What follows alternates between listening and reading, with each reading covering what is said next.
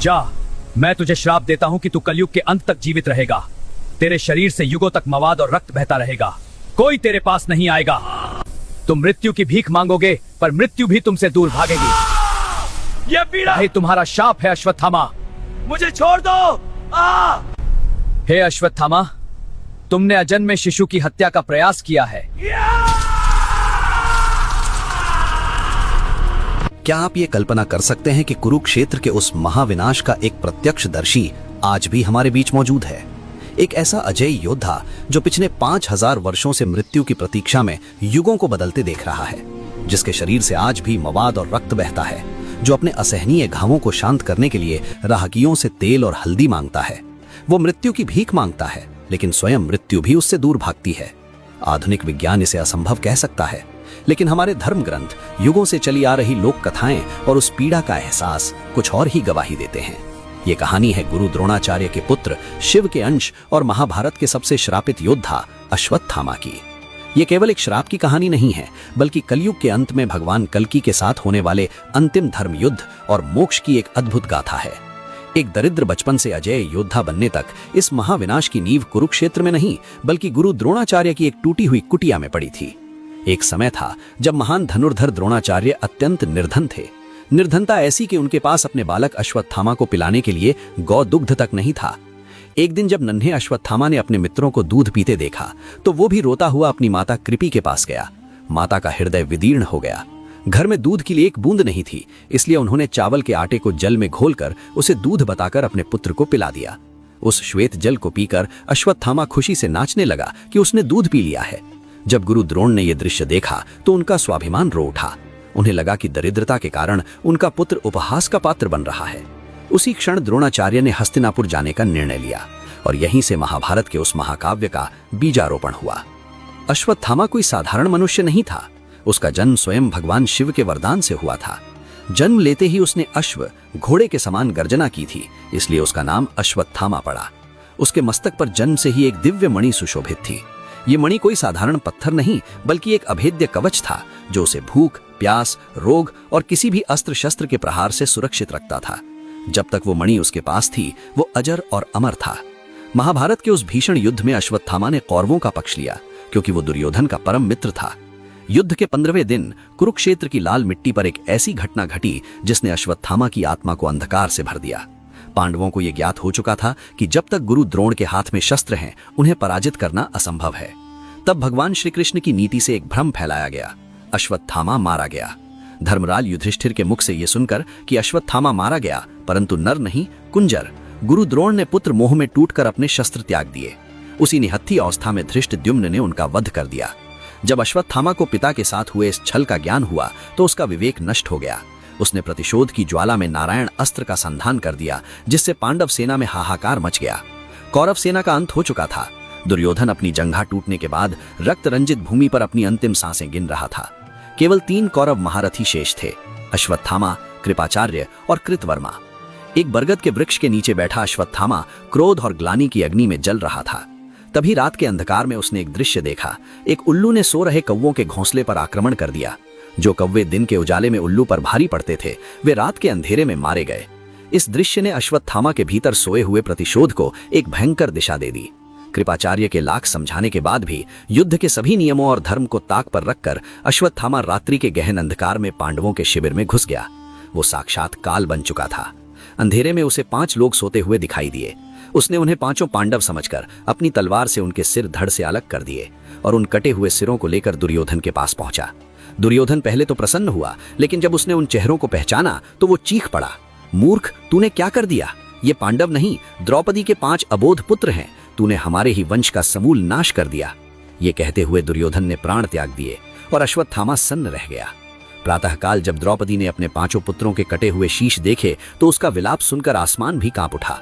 अर्जुन ने प्रतिज्ञा ली कि वो अश्वत्थामा का वध करके उसके मस्तक की मणि द्रौपदी के चरणों में लाएगा। अर्जुन और श्री कृष्ण ने अश्वत्थामा का पीछा किया। मृत्यु के निकट देखकर महर्षि व्यास के आश्रम में अश्वत्थामा ने वो अपराध कर दिया जिसकी क्षमा ब्रह्मांड में किसी के पास नहीं थी। उसने सृष्टि के सबसे विनाशकारी अस्त्र ब्रह्मास्त्र का संधान कर दिया। अर्जुन ने भी अपना ब्रह्मास्त्र निकाला, लेकिन ऋषियों के हस्तक्षेप के बाद अर्जुन ने अपना अस्त्र वापस ले लिया। अश्वत्थामा को अस्त्र वापस लेना नहीं आता था। क्रूरता की सारी सीमाएं लांघ करके उसने उस महाविनाशकारी अस्त्र की दिशा अभिमन्यु के मातमी उत्तरा के गर्भ की ओर मोड़ दी।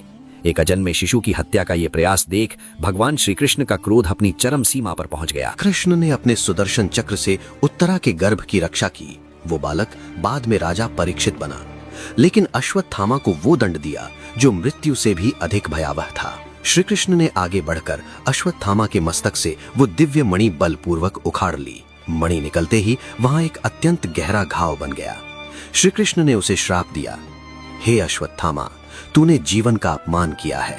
जा, मैं तुझे श्राप देता हूं कि तू कलयुग के अंत तक इस पृथ्वी पर जीवित रहेगा। तेरे शरीर से युगों युगों तक मवाद और रक्त बहता रहेगा।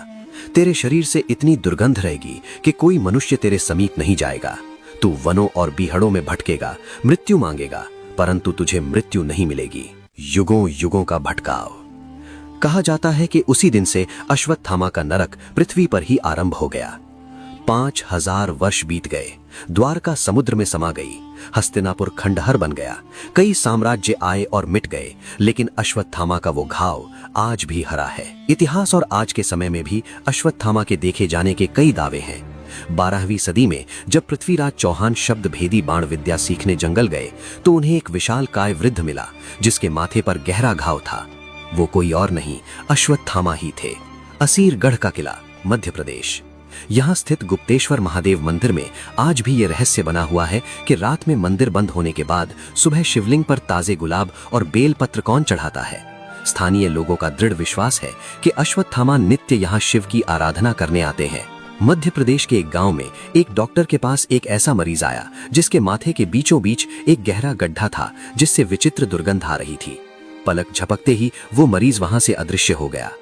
नर्मदा की परिक्रमा करने वाले साधु संतों ने भी कई बार एक असाधारण विशालकाय साधु को पल भर में ओझल होते देखा है।